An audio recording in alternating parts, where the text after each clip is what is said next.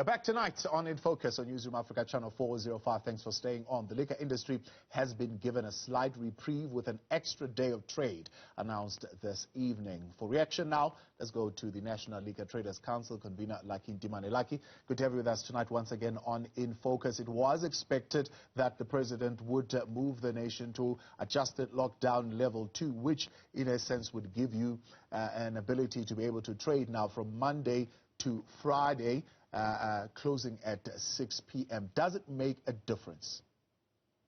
Thank you, Babu Mdluli, and good evening to Newzroom Afrika viewers at home. Look, we welcome the President's announcement, especially as it pertains to curfew. We feel that that extra 2 hours is going to be a welcome relief for the restaurant sector. That has been the most hardest hit, of the bans that we had to endure as an alcohol industry.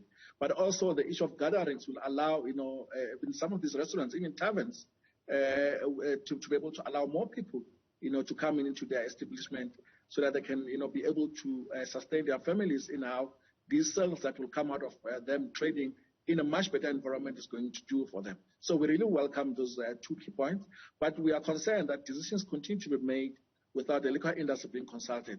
I think the issue of an extra day that has been given to the retailers is nonsensical. It has no basis in science or even common sense. I mean, what does 1 day mean? How does that assist in us fighting COVID-19 effectively with government? It doesn't make sense.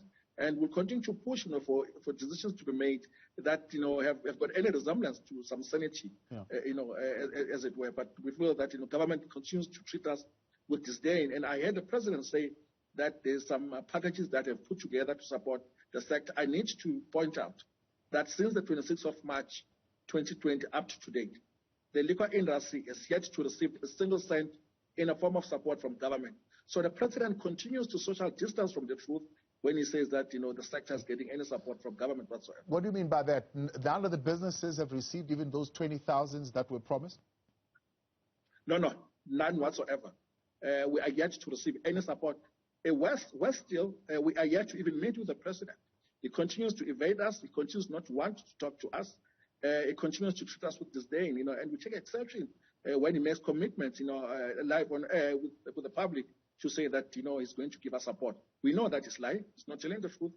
He hasn't come to the party to work with us or to even find solution with us. He continues to make decisions for us without us. What is the reason that's been given, Lucky, for you not being able to get that ease of burden, however marginal or small it could have been, particularly for the tavern owners that would have made a huge difference? I honestly do not know. Maybe it's too special to meet with the liquor traders, with tavern owners who are based in the townships. Maybe this is not his style to be talking to small black-owned business owners that operate in the township space that support over 250,000 jobs. We hope that changes his mind and he starts taking us seriously. We have every right to trade in alcohol, and we have every right, to function in a way that best supports our society. Hence, we are on record to say that we support the issue of vaccination, and we are encouraging our members to vaccinate themselves and encourage the patrons that come into our places of trade to also vaccinate. So we do not really understand why, when we have offered and we have proven that we want to work with government, but they are not returning that favor and talking to us. Would you have liked a weekend trade of alcohol being opened? And does that certainly make scientific sense to you and the type of difference that it would make to your bottom line? Look, at the end of the day, alcohol is available over a 7-day period. So when you close off the retail sector to only 5 days, it really doesn't make sense. But our constituency, which is the tavern sector that we represent, is operating over a 7-day period and they continue to trade in a responsible manner. We are just worried that, our colleagues in the retail space continue to be punished. And, they have to now operate almost at a 70% capacity, which is trading 5 days out of 7 available days.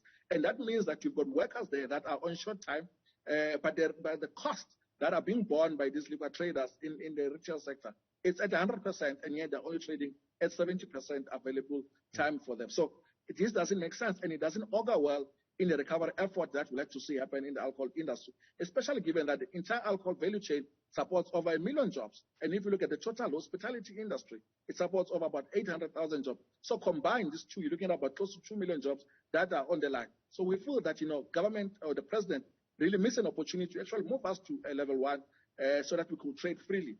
Our economic prospects are not looking good as a country, and we cannot afford, to be taking a slow walk into recovery. The president does not inspire confidence at this stage. Do landlords understand the predicament of having to trade for 4 days out of the 7 or 5 out of the 7? And is there any kind of reprieve that you are getting as far as, I suppose, the deferment of the rent for the 2 days? No, there is no reprieve whatsoever. And the most painful thing about the landlords is that the liquor license is issued based on the premises that you operate in. So if you fail to pay rent, for example, maybe over a 3-month period, and you are chucked out, it means you lose your ability to sell alcohol. So you even lose your business, and all the workers that are aligned to your business, it means they're now out of the work. So it's a very serious situation that the retail sector is facing, most especially the small bottle stores, that are in a corner, in a taxi rank or so. Those have been struggling a lot. And with the announcement by the president today, there doesn't seem to be a light at the end of the tunnel for them. And we feel that it's about time that government takes decisions that are based on science and common sense and not on emotions like we are seeing. Between the last address by the president and this one, what has happened to the industry as far as businesses that have folded and businesses that are still standing? We are seeing restaurants really, really struggling, putting their workers on short time. But we are also seeing a large amount of restaurants closing almost on a weekly basis across the country. It is difficult for them to sustain trading up to 8 o'clock. We, however, believe that the 2 hours that have been given to them will maybe go some way to ensuring that they are able to claw back some of the losses that they had to enjoy in the past few months when they were not able to trade fully. So we feel that the extra 2 hours might really make a difference. But we like to caution government, especially now that there's a talk of a fourth wave, to say they should not make decisions that are going to impact us. We understand that we're dealing with the COVID-19 pandemic, but government has no right to subject us or put us in a pandemic of poverty because there is no vaccine for that. So they really need to find solutions that are able to sustain the issue of lives and livelihoods. At the moment, we feel that the president is really not taking us into his confidence. He's continuing to make decisions that have no bearing to anything that resembles innocence. Are you working ahead towards that? Because you know how the story goes. There are more admissions, the hospitals are clogged, and then there are trauma cases related to alcohol incidents, and then there it is, the industry is shut. So are you working ahead to avoid that kind of a result as far as the fourth wave is concerned? Yes, certainly, Thabo. We are working ahead. Hence, we are on a push now, a vaccination drive to encourage our members and patrons to vaccinate. But also, some of the manufacturers have taken a lead to open up vaccination sites even in their own factories. SAB, for example, and DSTV have done that. They've partnered with various provinces. One that comes to mind is Limpopo, the Department of Health, where there's 2 sites that have been set up there by SAB that encourage people in Limpopo to vaccinate. So we are doing our part, and we're also conducting tavern compliance programs across the country to make sure that our taverns are compliant and that they follow all the protocols as pertains to COVID-19. So we are playing our part, and we are urging government that they need to play their part so that we can create certainty in the alcohol industry. We do not have, when we start seeing cases rising, now we must worry that we're going to be banned. We know that the fourth wave is coming, but we are wishing that when this fourth wave does hit us, we will not be made the scapegoat for the 4th time, and be banned again. We will really not accept such a move. There's a sector that has certainly not operated in the last 18 months, and that is the nightclub sector. How are they dealing with this situation? I think it would be safe to say that there are no longer nightclubs in the country. I think they've all been decimated. All the workers that are aligned to that sector are nowhere to be found because there are no jobs for them. And, this was a perfect opportunity for the president when he's increasing the number of gatherings, allowed, to also allow that sector to take hold and continue. Maybe they will get opportunity to recover the losses, especially now that we are in summer. Going towards a peak season of December. Maybe something was going to give. Maybe they were going to recover some of their losses. But as it is now, it's almost a lost cause for them. And we also feel, for the eventing space, for the artists, that earn a living by performing in some of these venues, it's tough for them. And we feel that, government should really take us into his confidence when making decisions, especially those that affect the livelihoods of our people. Yeah.